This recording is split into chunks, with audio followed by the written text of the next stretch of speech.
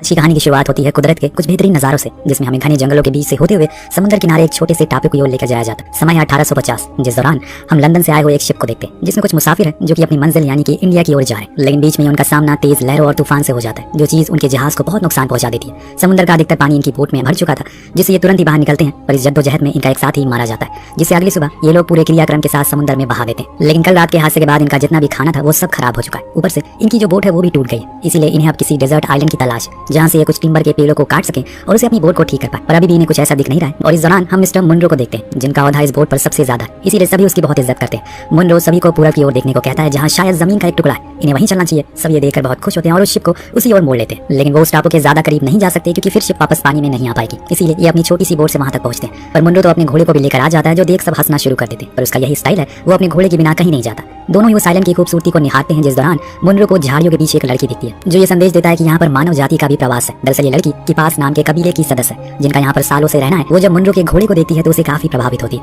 लेकिन इतने में वहाँ पर उसके और भी साथी आते हैं, जो मुनरो को देखकर समझते हैं कि वो एक लुटेरा है, इसीलिए वो उस पर आक्रोश जताते हैं। पर तभी वहाँ पर उसके और भी साथी आ गए, जिसमें से एक को इन कबीले वालों की भाषा आती है। वो उसे समझाता है कि हम यहाँ पर बस लकड़ी और कुछ खाना लेने आए, हमारी शिप खराब हो गई है, आप लोग घबराइए मत, हम किसी को कोई नुकसान नहीं पहुंचाएंगे। जो सुन वो लोग वापस चले गए और मुनरो भी अपने साथियों के साथ किनारे पर आ गया। उसका साथी उसे समझाता है कि ये किपास कबीले के लोग हैं, ये बहुत ही एग्रेसिव होते हैं, लेकिन अगर हमने कुछ भी इन्हें चोट नहीं पहुंचाई तो ये कुछ नहीं कहेंगे। अब मुनरो अपने टाइम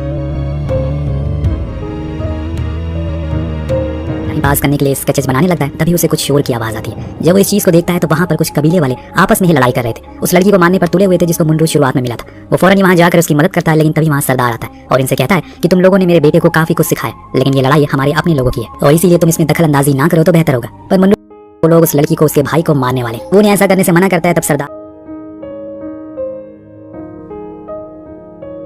उसे कोई सौदा करने को कहता है। ऐसे बेफजूल में वो किसी की भी जान नहीं बख्शता। तब मुनरो अपने घोड़े के बदले उस लड़की की जान का सौदा करता है, जबकि वो घोड़े उसे सबसे प्यारे थे। पर उसके भाई को वो लोग उसके सामने ही मार देते हैं। इसे आपको अंदाजा हो गया होगा कि मुनरो एक अच्छा इंसान है। अब वो उस लड़की को, जिसका नाम सूली था, उसे लेकर अपने जहाज पर आ जाता है, जो अब ठीक हो चुकी है। इसीलिए सभी वहां से निकल जाते हैं और अपने पड़ाव एपवर्थ के नाम के आइलैंड पर पहुंचते हैं, जहां थोड़ा रुककर आगे का सफर पर निकलना है। रात में मुनरो सीलू को अपना बिस्तर देता है सोने को और कुछ जमीन पर सोता है। लेकिन सीलू बहुत ही ज्यादा डरी हुई है, क्योंकि वो अपने घर से दूर पहली बार जा रही है। न जाने उसके साथ क्या होगा, क्या सलूक करेंगे ये लोग। वेल, महीने भर के सफर के बाद ये लोग एक टापू पर रुकते हैं, जहाँ मुनरो बताता है इसके भाई को उन लोगों ने मार दिया, इसे भी मारना चाहते हैं, पर मैंने इसे अपनी केयर में ले लिया। ये कहकर वो अपने कमरे की ओर चला जाता है। लेकिन पूरी रात सीलू रोती रहती है, न जाने कौन सा गम है जो उसे इतना सता रहा है। तो वो सही हाथों में भी है, यही बात मुनरो बार बार पूछता है, लेकिन वो जब से आई है कुछ भी बोल नहीं रही है। उसके सो जाने के बाद मुनरो उसके घाव को देखता है, जिस पर मरहम पट्टी करता है। अब यहाँ वो उस टापू पर रह रहे एक व्यापारी परिवार के साथ डिनर पर चला जाता है। जब उसकी सुबह खुलती है तो वो देखता है सीलू बेहोश पड़ी है। वो फौरन एक लेडी जिसका नाम एंजल था उसे बुलाता है और उसे पूरी बात बताता है, जो सुन वो उसका इलाज करना शुरू करती है। मुनरो को उसकी फिक्र थी कहीं उसे कुछ हो न जाए, पर उसे होश आ जाता है, जो देख वो काफी खुश था। अब एक सुबह वो शोर सुनता है, जिसको सभी लोग हथियार लेकर दौड़ रहे थे। मुनरो भी उनके पीछे पीछे जाता है तो देखता है कि वहाँ पर एक कबीला है और इसका सरदार आया हुआ है, जिसे यहाँ के लोग लूना कहकर बुलाते हैं। मुनरो को कोई आइडिया नहीं था कि यहाँ पर क्यों आए, पर जब वो सीलू को रोते हुए उनके पास जाते हुए देखता है तो उसे समझ आता है कि सीलू असल में उस सरदार की बेटी है। पर किपास कबीले के लोगों ने लड़ाई के दौरान उसे बंदी बना लिया और इसके साथ सालों साल बदसलूकी करते रहे। आज जब सीलू ने अपने पिता को देखा तो वो खूब रोती है और उनसे अपना दर्द बयां करती है। सरदार अपने साथ के पास के 3 लोगों को लेकर आया था, जिनके बदले के लिए वो उसके सामने मार डालता है। इस बीच एंजल सरदार से कहती है कि अपनी बेटी मुनरो को लेकर आए, ये एक अच्छा मालिक है, इसने आपकी बेटी को किपास के लोगों से बचाया, ये यहाँ पर सुरक्षित है। जो बात सरदार को ठीक लगती है, इसीलिए वो उसे लेकर नहीं जाते,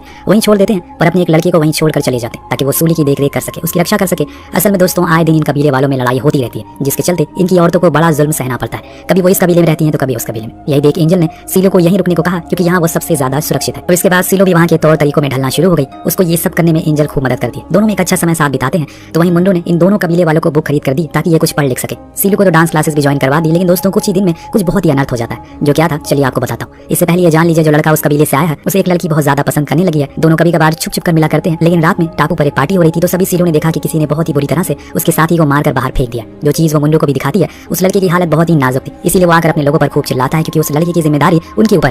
पर उनका कहना था कि उन्होंने ऐसा कुछ भी नहीं किया, बल्कि सुबह होने पर इन्हें पता चलता है कि इनके एक और साथी पर किसी ने जानलेवा हमला किया, जो देख सभी घबरा गए और वो इसका जिम्मेदार उस लड़की को देने लगे, क्योंकि जरूर ये सब के पास के लोगों का काम होगा। पर मुनरो उस लड़की की जान का और मजाक नहीं बना सकता। जब वो देखता है कि वो ठीक नहीं हो रहा है तो सीलू उसे बताती है कि मुझे एक जगह पता है जहाँ पर इसका इलाज हो सकता है। वहाँ तक पहुँचना हर किसी की बस की बात नहीं, क्योंकि ये रास्ता बहुत ही ज्यादा घुमावदार और लंबा है। पर उसकी जान बचाने के लिए मुनरो तैयार था। सुबह उस लड़के की माशूका उसे मिलने आती है और मुनरो को अपना घोड़ा सौंप देती है, ताकि वो उस लड़के को ले जा सके। मुनरो एक कार्ड बनाता और फिर सीलू और एंजल के साथ वहाँ से निकल जाता। हालांकि उसके इस फैसले से वहाँ के लोग काफी काफी नाराज थे, लेकिन वो किसी की भी नहीं सुनता और निकल पड़ता है। सिलो अपने तजुर्बे से उन्हें आगे का रास्ते के बारे में बता रही थी, जिसको फॉलो करते हुए ये लोग धीरे धीरे आगे बढ़ रहे। रात ये उसी जंगल में काटते हैं जिस दौरान मुंडो सिलो का स्केच बनाता है, पर उसे दिखाता नहीं है। लेकिन उसके सो जाने के बाद सिलो उस स्केच को देख लेती है, जिससे उसे खुशी होती है। अब ये लोग लाख कोशिश करते हैं कि किसी भी तरह करके जल्दी से उस जगह पहुंच सके, लेकिन अफसोस कि वो लड़का वहां पहुंचने से पहले ही मारा जाता है। इसीलिए सिलो उसके लिए जाकर अपने कबीले वालों के पास जाती है, जो उसकी लाश को देखकर बहुत रोते हैं। तो मुंडो उन सभी से माफी मांगता है और बताता है कि इसके साथ क्या क्या हुआ। किसी को नहीं पता, न जाने किसने उस रात इन लोगों पर हमला कर दिया। हमने बहुत कोशिश करी पर इसे बचा नहीं सके। वहाँ का सरदार मुंडो को कुछ कहता नहीं है, पर उसके अंदर एक आक्रोश था।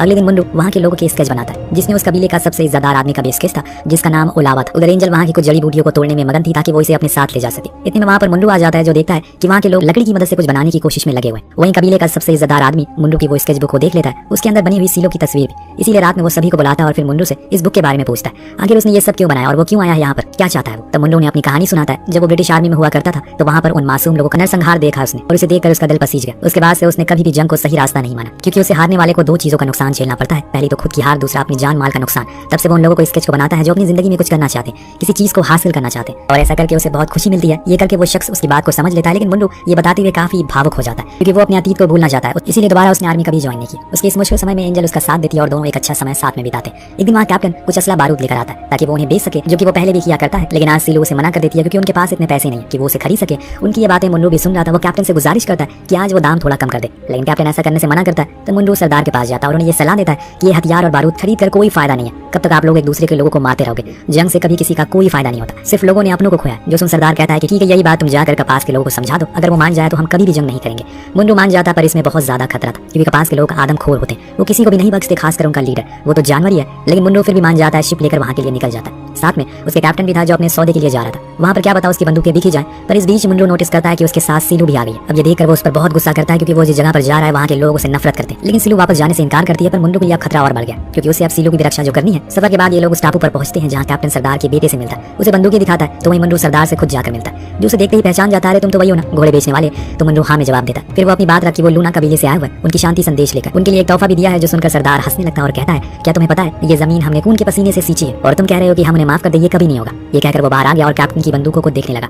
इस दौरान मुंडो को अपना घोड़ा दिख जाता है, तो वो उसे देखने चला गया। इधर कैप्टन के ज्यादा दाम को देखकर सरदार उल्टा उसकी ओर बंदूक तान कर चला देता है और उसे वहीं मार डालता है। इसके बाद उसके जितने भी लोग थे उन सभी को मार दिया जाता है। जब मुंडो शोर की आवाज सुनता है, तो वहाँ घोड़ा लेकर भागने लगता है, लेकिन तभी एक आदमी उस पर हमला करता है, पर सही मौके पर सिलू उसे शूट करके मार डालती है। जिसके बाद दोनों ही वहाँ से भाग गए। लेकिन रात में वो मुंडो को बताती है कि अब जंग होने वाली है। कपास के लोग अब ये जान गए हैं कि हम शांति चाहते हैं, तो वो हमसे लड़ने के लिए जरूर आएंगे, क्योंकि यही सदियों से चलता हुआ आ रहा है। जो सुन मुंडो भी सोच में पड़ जाता है कि ऐसा कैसे हो सकता है। खैर सुबह जैसे ही सिलू अपने पिता के पास पहुंचती है, उन्हें सब कुछ बता देती है। जो सुन वो अपने लोगों को जंग के लिए तैयार होने के लिए कहते हैं। तब मुंडो और एंजल भी उनका साथ देने को राजी हो जाते हैं। जंग का आरंभ होता है। दोनों ही कबीले के लोग आपस में भिड़ जाते हैं, पर मुंडो के आइडियाज के कारण ये लोग 2 कदम आगे रहते हैं। इन्होंने वहाँ पर पहले तो स्मोक छोड़ दिया, जिससे कि कपास वाले कुछ देर उन्हें दिखाई नहीं देता। इसका फायदा उठाकर ये उन पर खूब गोलियां चलाते हैं और उनके आधे से ज्यादा लोगों को मार गिराते हैं। पर इसमें एंजल को गोली लग जाती है, जिसके कारण उसकी वहीं मौत हो गई। पर इस चीज से मुंडो बहुत ही ज्यादा गुस्से में आ जाता है। वो भी अब बाहर निकलता है, सभी को मारना शुरू करता है, और अंत में इस जंग में जीत लूना कबीले को हासिल होती है, यानी कि सिलो के पिता की, जो कि अपने दुश्मन कबीले के सरदार के गले को उसके ही हथियार से काट कर फेंक देते। फिर जो उनका बेटा होता है उससे शादी खुद की बेटी सिलू से करवा देते, क्योंकि वो दोनों शुरू से एक दूसरे को चाहते थे, और ये बात सिलू के पिता को भी पता थी। पर इस मतभेद के कारण वो कभी भी इन दोनों को एक नहीं कर सके। लेकिन अब शायद बदलाव हो जाएगा, जो चीजें हमें 4 साल बाद देखने को मिलती भी है। दरअसल ये कहानी है 1850 की, जब दुनिया की मोस्टली सभी कंट्रीज और जमीनें ब्रिटिश एम्पायर के राज में थी। इसीलिए 2 जनरल इन लोगों से मिलने के लिए आते हैं, क्योंकि अब बहुत कुछ बदल गया है। जंग जैसा कुछ भी नहीं है। इनका पहनावा, इनकी बोलचाल, सब कुछ बदल चुका है, और अब ये लोग अपने भविष्य के बारे में सोच रहे हैं। सबसे अहम चीज है कि अब इस कबीले के सरदार सिलू का हस्बैंड है, और सरदारनी सिलू है। दोनों मिलकर इस प्रजा को संभाल रहे हैं, और इसमें इनका साथ दे रहा है मुंडो, जो जनरल से कहता है कि आज से ये रूट और ये पोर्ट उनके इलाके में आते हैं। इसीलिए वो चाहते हैं कि अब से जो कुछ भी यहाँ से जाएगा उस पर कस्टम और एक्सपोर्ट ड्यूटी लगेगा, उन्हें उसका रेंट पे करना होगा। जो सुन जनरल गुस्से में आ जाता है, पर उन्हें ये मानना ही पड़ता है। असल में ये सब मुंडो की उसकी वजह से मुकम्मल हुआ था। अगर उस दिन वो अपने घोड़े को सौदे में ना देता, तो शायद आज सिलू ना होती और ना ही ये जंग होती, और सब कुछ हमेशा ऐसे ही चलता रहता। लेकिन आज बदलाव आया, जिसके कारण इस कहानी का यही अंत होता है। तो आपको कहानी कैसी लगी हमें कमेंट करके जरूर बताएगा। मिलते हैं अगले वीडियो में। Thank you so much.